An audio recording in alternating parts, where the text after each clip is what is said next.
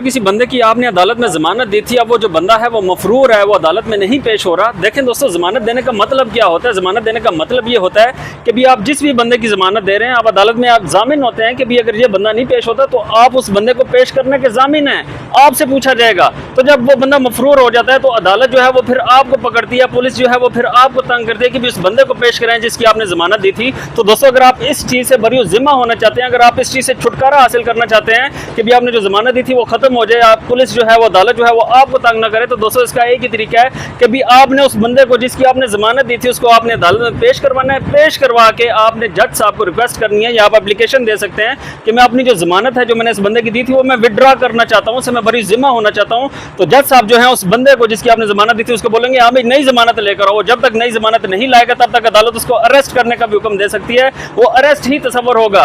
तो जब वो नई जमानत देगा तो तभी वो फिर जमानत पर जो है वो बाहर आएगा। इसलिए दोस्तों ये तरीका है कि अगर आपने किसी बंदे की जमानत दी है, वो मफरूर हो चुका है, आप उसको विड्रॉ करना चाहते हैं, बरी जिम्मा होना चाहते हैं उस केस से, तो आप इस तरीके से हो सकते हैं। शुक्रिया।